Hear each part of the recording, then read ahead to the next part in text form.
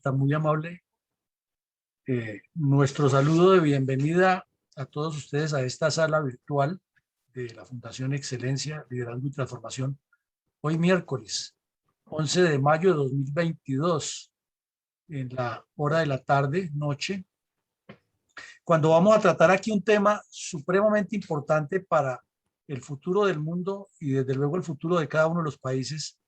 porque en esta época de la aldea global, lo que ocurra en un solo sector del planeta reincide en el resto, de acuerdo con la incidencia también que tenga ese país dentro del mundo. Pero aquí están nada menos que cuatro potencias, como lo explicábamos en CNN este lunes pasado, con intereses disímiles, pero sobre el mismo objetivo. La Unión Europea, con su OTAN, que no es un solo bloque, pero es una idea general. Estados Unidos con su política exterior, Rusia con su ambición expansionista y China con su visión de apropiarse del mundo. Los cuatro tienen todos los intereses sobre Ucrania. Y Ucrania parece como la reina de la fiesta en la que todos quieren sacarla a bailar, pero no puede bailar sino solo con ella. Esa es la situación en que está Ucrania. Entonces, para el día de hoy hemos tomado como referencia hablar un poco de qué puede seguir, cuál sería el punto de vista de lo que vendría para Ucrania después del discurso del señor Putin el 9 de mayo. Y esa es la pregunta con la cual vamos a trabajar todo el taller, el ejercicio académico, y sobre la cual les pedimos que sea su respuesta específica al final de la exposición para que logremos el objetivo que es el de trabajar alrededor de puntos concretos e ir formando ideas concretas en torno a lo que trabajamos. Entonces, vemos que el señor Putin ese día dijo palabras más, palabras menos, que él tiene la razón, que el resto del mundo esté equivocado, que Ucrania tiene que ser de Rusia. No lo dijo en esas palabras, pero lo dio a entender,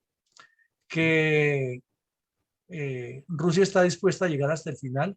No dijo que la gente tenía que movilizarse ya para integrarse a las fuerzas militares, pero dijo que el combate estaba y que lo estaban librando y que fuera de eso lo iban ganando, por lo que dio a entender. Entonces, con esas frases, vamos a mirar cómo está el entorno, cómo está el escenario, cómo está el ambiente en, geopolítico en Europa y en Ucrania y en Estados Unidos y en el resto del planeta. Entonces vemos que ya se ha dicho muchas veces por los medios de comunicación que hay una unidad marcada de Occidente frente a la agresión ucraniana. Y aunque se ve sólida, tiene unas pequeñas fisuras que podrían complicarla más adelante, como las analizaremos en cada caso. Y la primera fisura es Hungría, que por medio de su presidente, de quien hemos hablado ya en varias ocasiones aquí, del señor Orbán, Víctor Orbán, está asumiendo una posición difícil porque él dice que está con la Unión Europea, que está con la idea de la OTAN, pertenece a las dos, pero que él no va a suspender el recibo de petróleo y gas desde Rusia y que además él sí le va a pagar en rublos al señor Putin como lo exige. Todos sabemos que en el fin de semana pasado se reunieron los principales representantes de la Unión Europea y acordaron que definitivamente hay que cortarle la compra de gas y de petróleo a Rusia de una manera periódica hasta llegar a cerrar eso, pero que hay que agilizarlo. Y el señor insiste en que no, que esa parte sí no la hace él porque él tiene viejos lazos con Rusia y que tiene lazos comerciales y que lo que toca es negociar. ¿Pero negociar qué? Si es que el punto es que Rusia quiere todo y Ucrania quiere que le devuelvan su país y tiene la razón. Entonces Ucrania es el que tiene la razón porque es un país independiente, autónomo, que está invadido desde hace 8 años, que le expoliaron por la trapacería el área de Crimea y que lo quieren seguir conquistando y fuera de eso lo están destruyendo. Entonces Ucrania lo que reclama es lo que le corresponde, todo su territorio y que le resarzan todos los daños causados, por lo menos los físicos, porque las vidas ya no las devuelven. Eh, Hay una táctica que se está volviendo demasiado peligrosa. Eh, no es que no sea necesario. El punto es que puede desaforar más al señor Putin. Y es la táctica que está utilizando verbalmente el señor Biden cada vez que puede para aliviar la presión interna que tiene en Estados Unidos, ya que su gobernabilidad no es muy buena y su imagen tampoco es muy alta. Es uno de los presidentes que más se ha desprestigiado en el primer año y pues se le han sumado aspectos que eran imponderables. Por ejemplo, la pospandemia, eso ha afectado a todo el mundo y el efecto que ha tenido en Estados Unidos, sobre todo con la inflación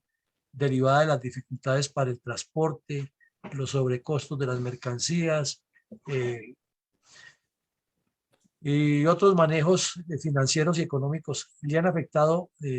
bastante la imagen. Entonces, el señor Biden ha recurrido al mensaje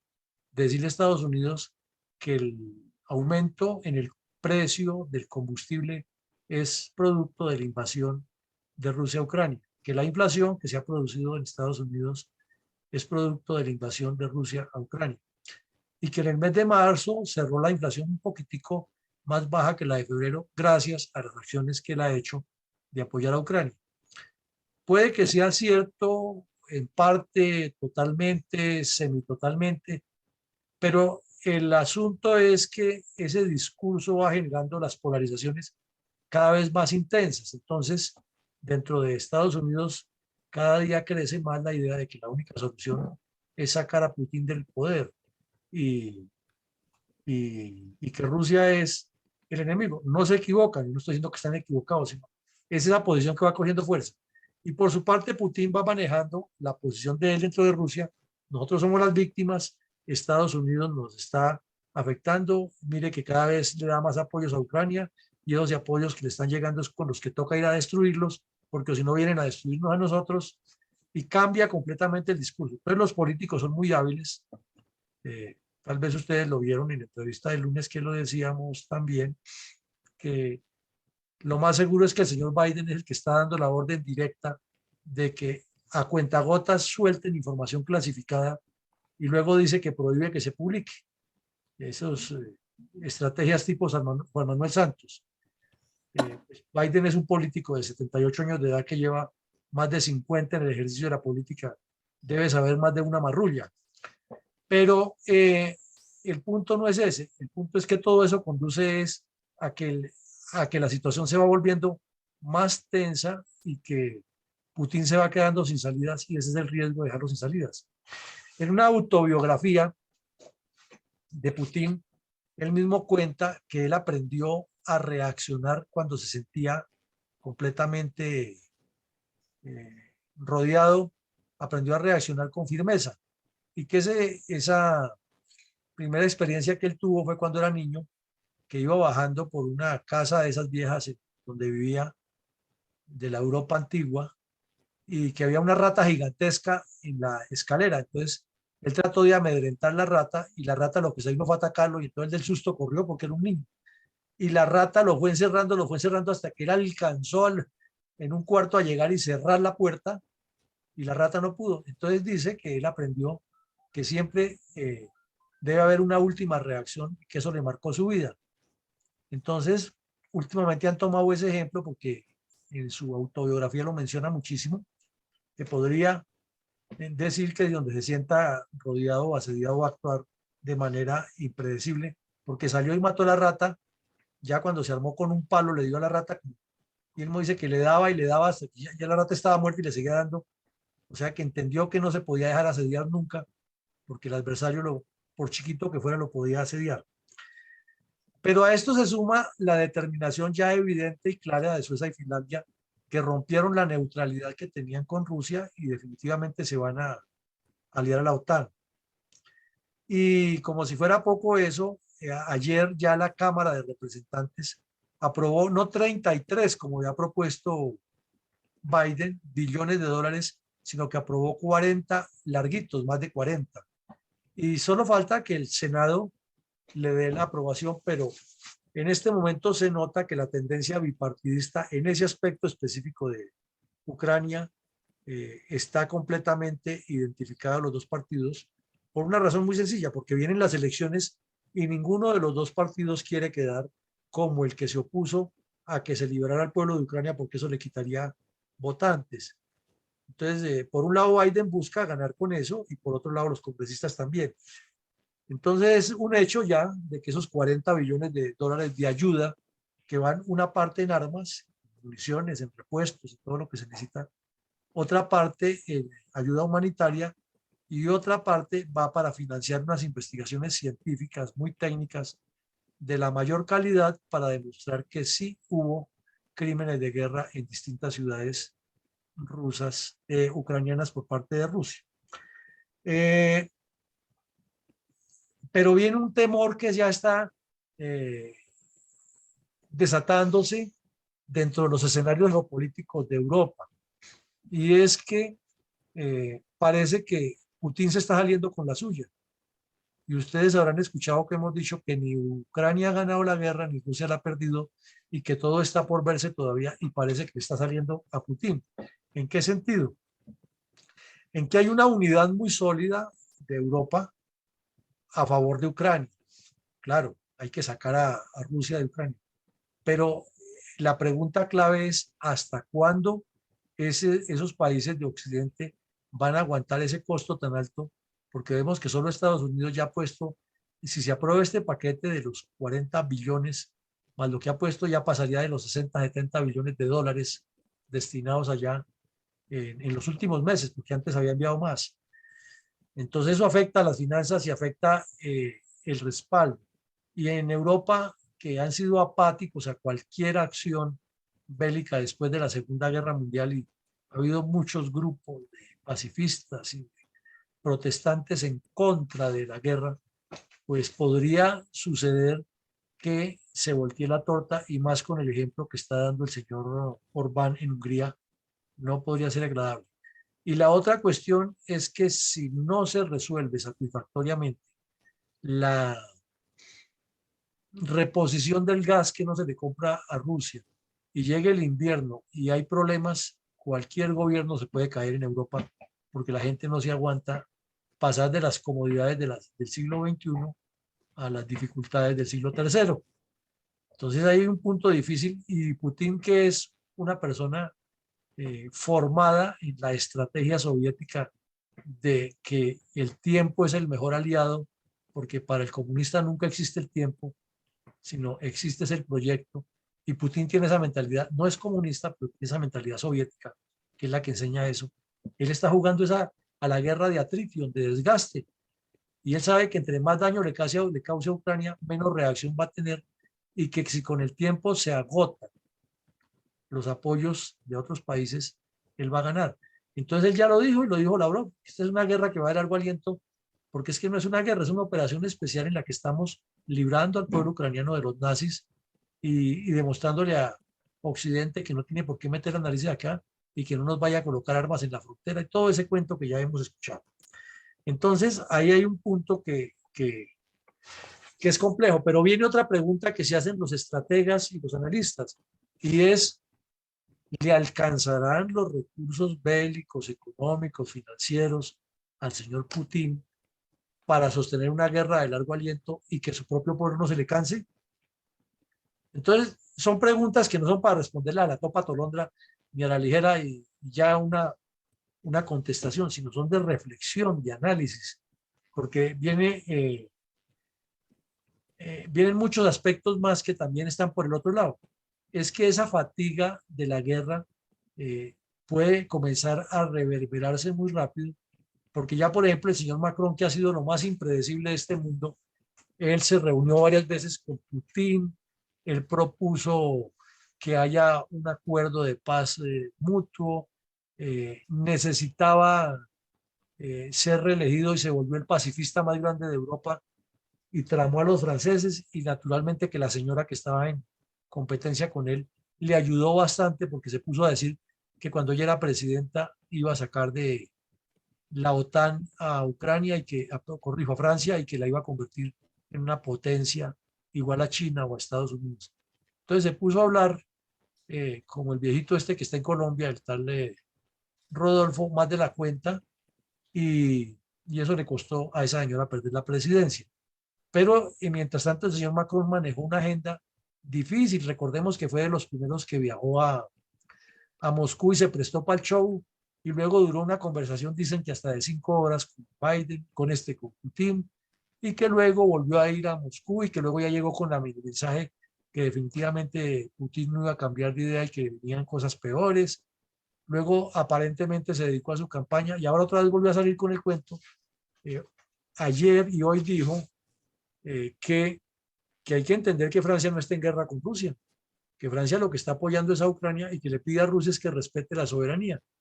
Entonces son posiciones disímiles que las manejan como un péndulo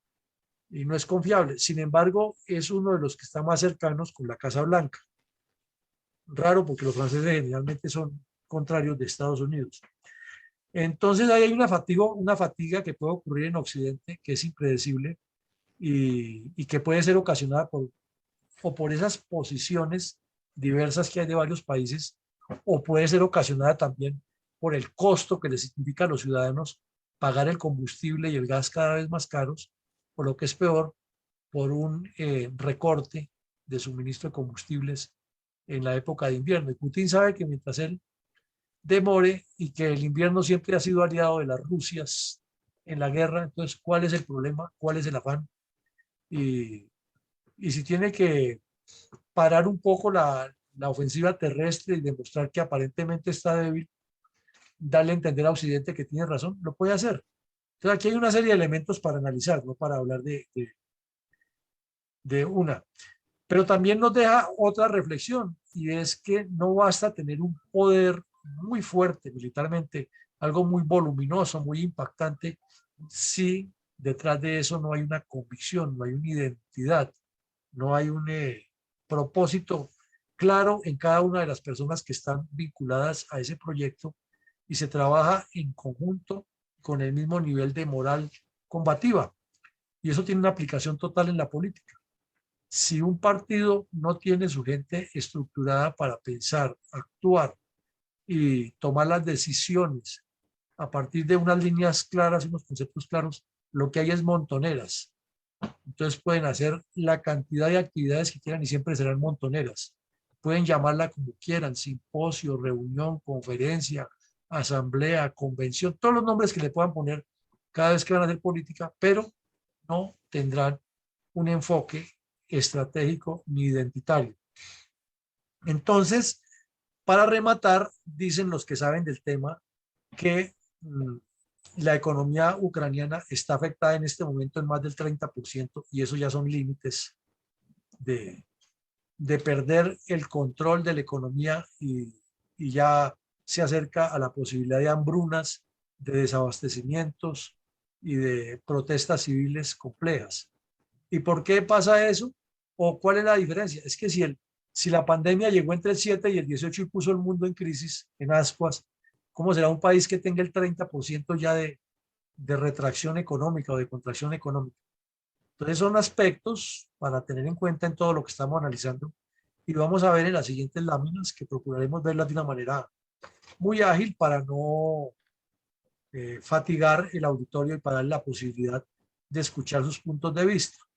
Entonces venimos aquí, uno de los titulares de hoy, que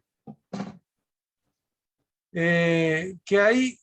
una cantidad de riesgos de que la guerra se prolongue, como lo estábamos diciendo, a pesar de que hay un interés muy claro de la Unión Europea por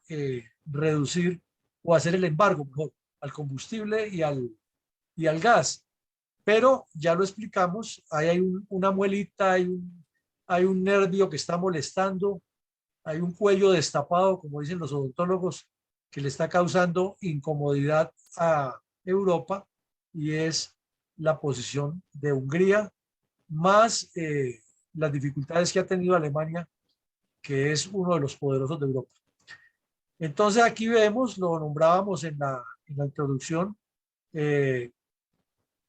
que Estados Unidos,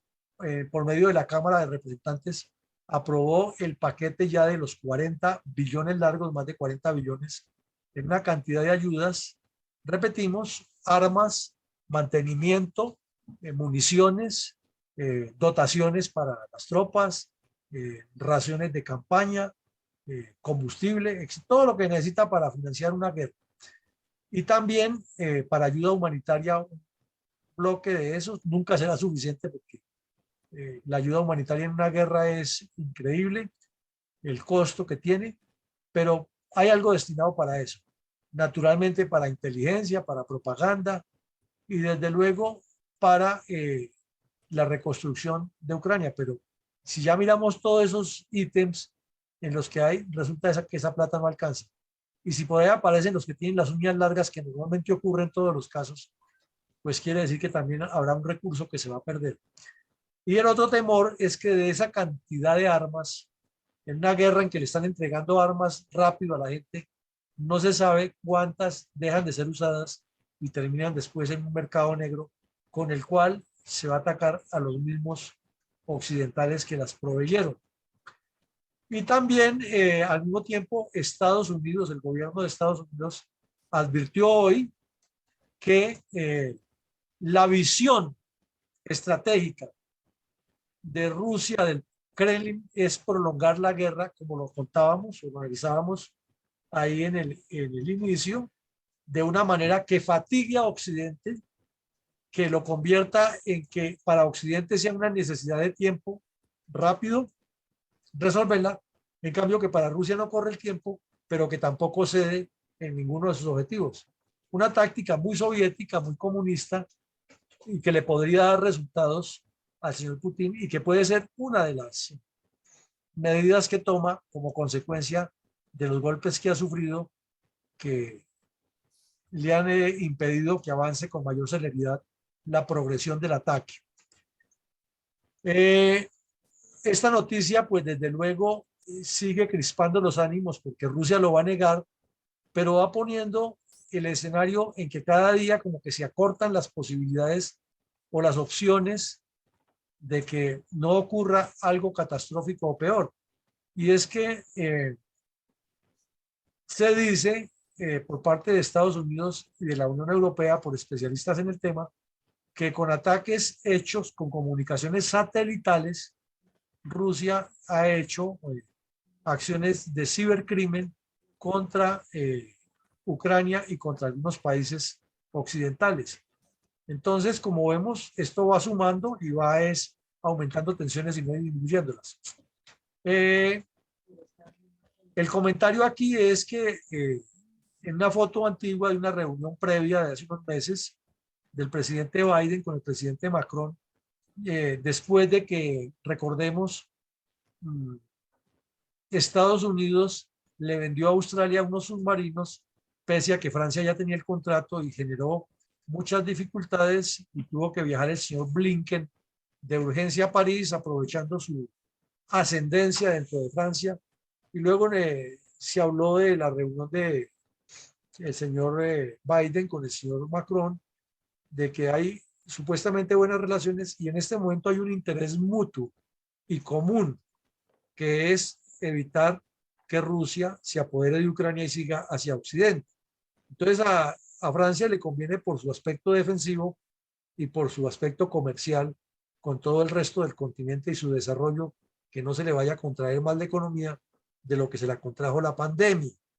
Pero no quiere decir que sean completamente identificados o que estén completamente identificados, porque lo sabemos, Rusia o Francia mejor, no tiene ni ha tenido siempre las mejores relaciones con Estados Unidos. Entonces es una pata que le van haciendo al cojo. Hoy el señor Boris Johnson, que todos sabemos, es muy oportunista para evitar el gran problema que tiene su país, que una buena parte del Congreso británico le está pidiendo que entregue el cargo porque les mintió acerca de las razones por las cuales hizo festines en medio de la pandemia cuando él mismo le prohibía al pueblo británico mediante decretos que se reunieran en sitios donde hubiera hartas personas, que no podían quitarse el tapabocas para nada, pero él hacía lo contrario, sin tapabocas, en reuniones privadas en la sede del gobierno y desde luego pagando la recepción con gastos o con dineros públicos. Entonces, él está aprovechando esta crisis y apenas Finlandia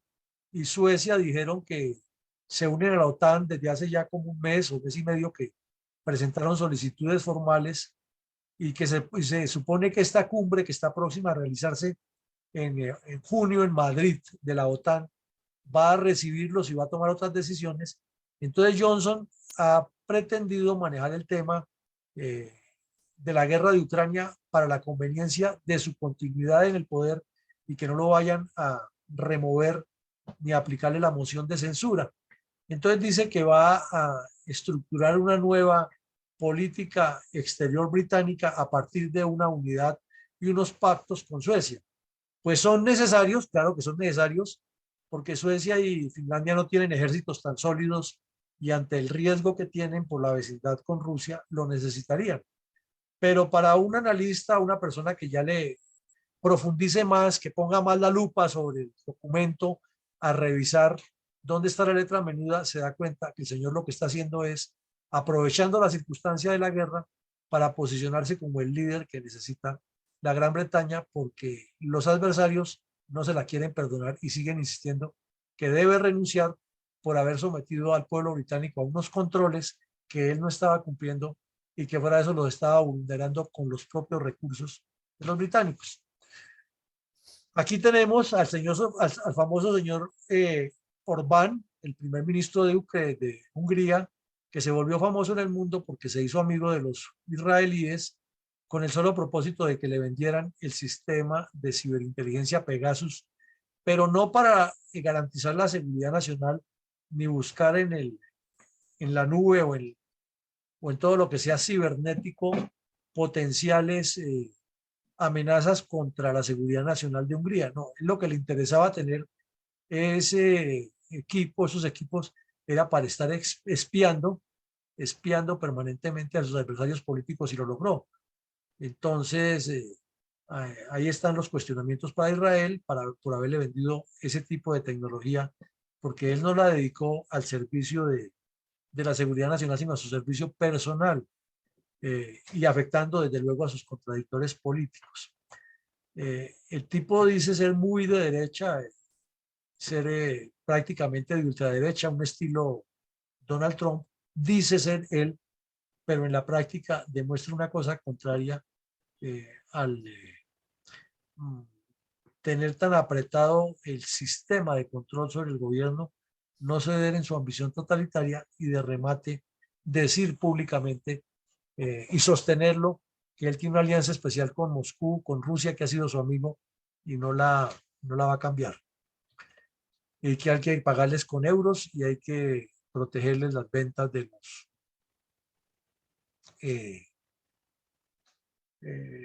hidrocarburos y los gases. Y aquí vemos que este es uno de los puestos de mando que tiene Ucrania,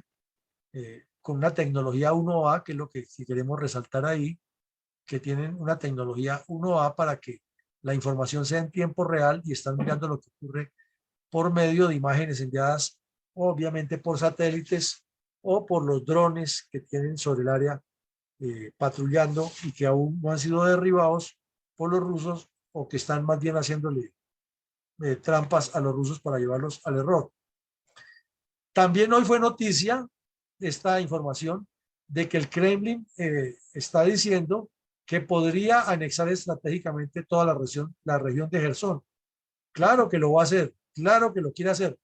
El punto es que la población no se les rinde en ninguna parte ni les acepta las imposiciones y los civiles se enfrentan a las tropas sin armas, los carean, les dicen las cosas y la región de Gerson por su ubicación en el mapa, como lo hemos visto, es muy importante y podría favorecer los intereses estratégicos de Rusia en el avance hacia el norte y el deseo de controlar todo el país. Debido a que la inflación ha causado una dificultad económica al pueblo americano, el señor Biden no solo que le ha echado la culpa de todo a Putin, sino que también ya anunció que tiene unos plazos eh, para, para que haya recortes globales en toda la economía y también para que algunos precios que se necesita que suban, suban y otros que bajen, bajen. O sea, está manejando una estrategia económica, pero que le va a causar problemas porque anuncia, por ejemplo, que a pesar de que Donald Trump le ha puesto una cantidad de aranceles, una taxación alta de aranceles en algunos productos chinos, él ya dio a entender que va a quitarle esos aranceles para que entre mucho producto chino, mucha baratija china a Estados Unidos a precios mucho más bajos y se eviten los costos altísimos que están pasando. Eso pues tiene todo su más y su menos y generará muchas discordias internas porque en una medida de esas no todos van a salir ganadores. Entonces los que están vendiendo bien en este momento porque sus productos están con aranceles altos cuando vienen de China y la competencia no se la hacen, al quitar esos aranceles, entonces entra mucha mercadería china, mucha mercancía china, mucho producto chino y el que no tiene otro ingreso sino un producto similar va a estar en desventaja y entonces la población por la situación económica,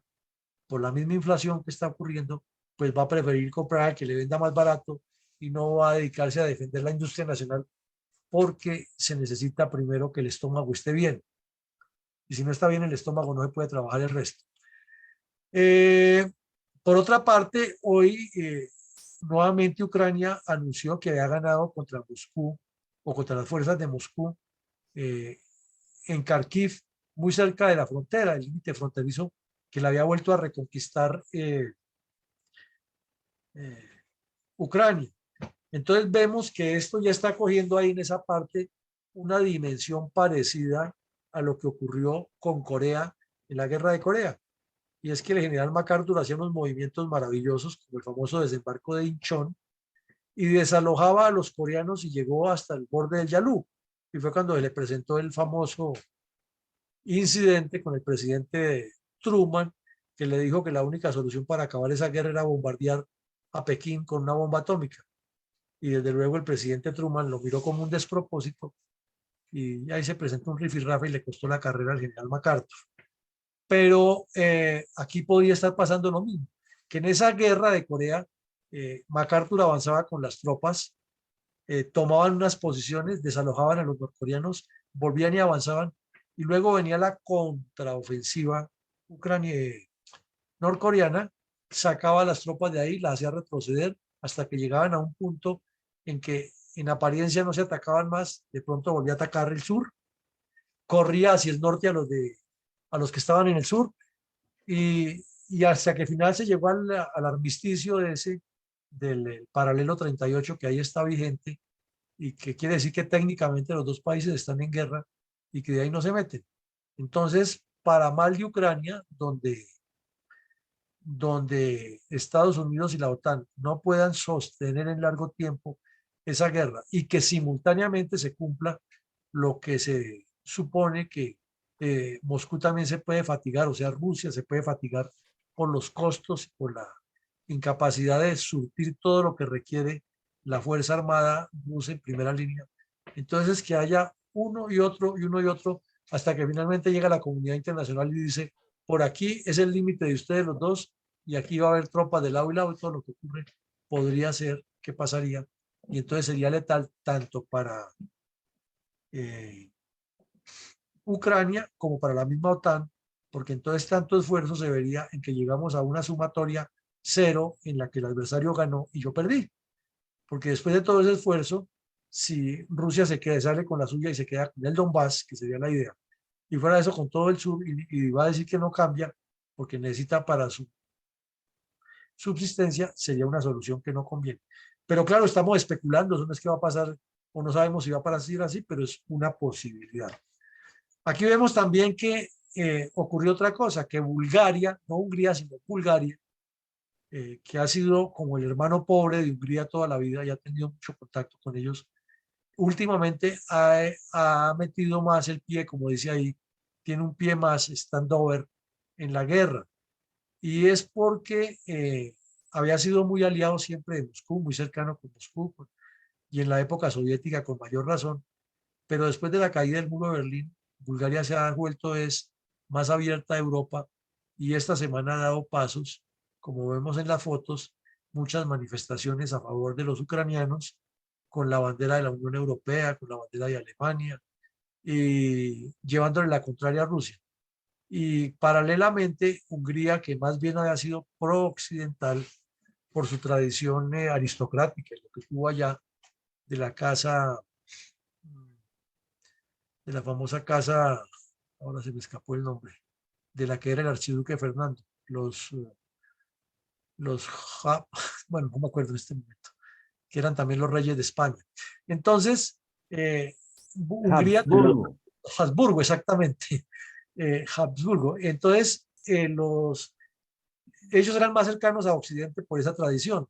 pero ahora está haciendo lo contrario. Bulgaria, que era la hermana menor, la hermana pobre, era cercana a Occidente y, pues corrijo, cercana a Rusia y contraria a Occidente, y ahora es al contrario. Bulgaria está cercana a Occidente y Hungría está cercana a Rusia. Bueno, tenemos también que se está presentando una cosa que parece impredecible. Después del hundimiento recordemos, el primer hundimiento que hubo fue el del mejor buque de guerra que tenía Ucrania, que prefirió hundirlo a que cayera en manos rusas, porque con ese buque los podían atacar, y que quedó casi diezmada la armada ucraniana, además en un mar casi todo controlado por Rusia. Este fin de semana vimos una cosa novedosísima, y es que Ucrania está reasumiendo los ataques contra la flota rusa, y se ha especulado, eso sí en las redes especulan, y sacan una serie de videos que ya hundieron no sé cuántos buques, y eso pues es parte de la propaganda. Pero lo que sí es cierto es que se nota que los pocos buques de guerra que le quedan a Ucrania en el mar Negro le han hecho frente con alguna efectividad a los rusos. Entonces, como que no se entiende por qué pasa eso, pero está pasando. Entonces, Ucrania ya está luchando el dominio de los rusos en el Mar Negro de una manera intensa. Y aquí vemos la famosa Isla de la Serpiente, que fue tan famosa cuando comenzó la guerra, porque allí fue donde los rusos llegaron, hicieron el primer asalto, eh, capturaron la isla y posicionaron o tomaron como prisioneros de guerra a unos infantes de marina ucranianos, y hubo muchas especulaciones, inclusive se decía que habían luchado como héroes, que eso había una leyenda en torno a ellos, y después aparecieron y esa leyenda también se fue desapareciendo. Pero es una isla que está, obvio, lejos de la costa, y que para entrar a combatir allá con una superioridad naval rusa y de artillería y de aviación no es tan fácil, pero el fin de semana que pasó y estos 2 días que van del de esta nueva semana, han ocurrido varios ataques ucranianos para tratar de recuperar eso. Sin embargo, insistimos en la teoría, aquí no se puede cantar victoria,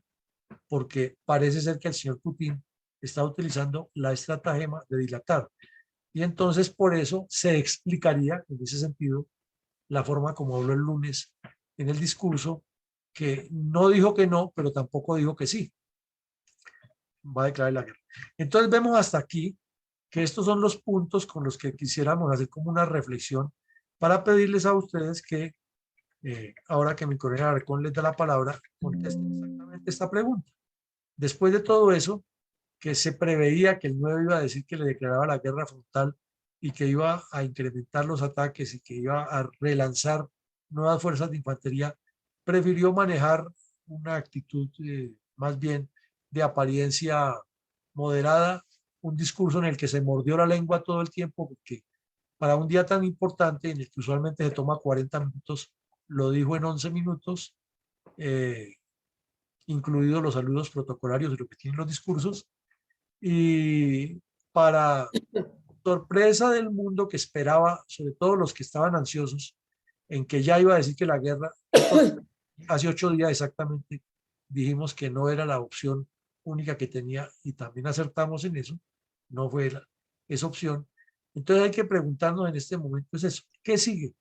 para Ucrania después de las declaraciones del señor Putin el día 9, sin que nos hagamos las ilusiones que ya es que el ejército ruso está reducido y que los ucranianos, con el apoyo que han recibido de Occidente, se resuelve todo? porque vemos todos esos factores que hay de desgaste, de fatiga y de preocupación. Entonces le pedimos a mi coronel Alarcón si es tan amable y nos ayuda con los asistentes. ¿Qué sigue para Ucrania después del discurso de Putin el pasado 9 de mayo? Esa es la pregunta que tenemos para el día de hoy. De 2 a 3 minutos se le concedemos a todos los que van a participar, y si tienen algo que agregar, les pido el favor de utilizar debidamente el chat.